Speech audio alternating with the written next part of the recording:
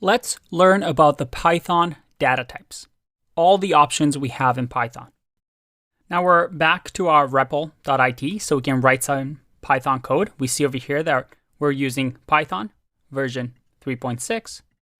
That's great. Let's minimize this and start writing our first Python code. Now we're going to talk about data types. And Python has several available to us. Now, I'm going to list them out for you, and then we're going to talk about each one individually. First, we have something called int. And you see right away when I type, I have the REPL already give me hint, and it's highlighting it. If I hover over it, it shows me that int stands for integer. We also have something called float. We have bool, which stands for boolean. We have str, which stands for string, list, tuple, set, and dict. Now, what are these? These are data types, right? A data type is a value in Python. So you can think of it as exactly that, values. So int would represent all numbers, for example. String will represent all letters, for example. And a program is simply instructions that tell a computer what to do. And what does that mean? It's all about storing information, or a data type, and modifying that information. We're taking actions on these data types.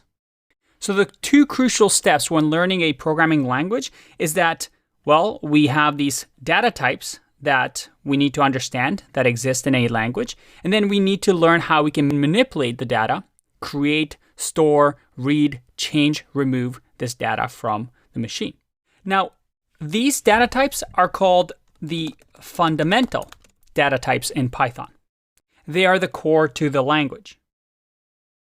Now, after the fundamental data types, we also have something called classes. So beyond these data types, we can actually create our own using something called classes. So these will be custom types. Again, something that we'll learn about. So I can create a class that I can name whatever I want. For example, supercar. Now that doesn't exist, but I can create it. And we'll explore how to do that in the course. Now, besides the fundamental data types, the classes, which will be our own custom types, we also have something called specialized data types. And these specialized data types, they're not built into Python, but they're special packages and modules that we can use from libraries. Now, again, this is a topic that we'll cover later, but these are, you can think of it as extra boosts. Whenever we don't have a data type that we want in the standard Python package, and maybe we don't want to create our own custom types, there are specialized data types that we can use from what we call modules.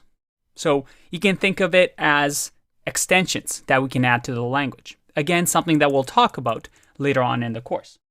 And then finally, there's another type that is a little special called none. And none, as you can see, it's being highlighted, which means it means something in the language. None, as the name suggests, means nothing. It's kind of like the idea of zero in math. It's the absence of value. It's simply nothing. And you'll see why this is important in programming later on. So these are our data types that we're going to talk and we're going to use in our language. Now we're going to start with the fundamental data types, which are nice and simple for us to get through. So let's start one by one. And you know what? Let's start with these two for now. I'll see you in the next one.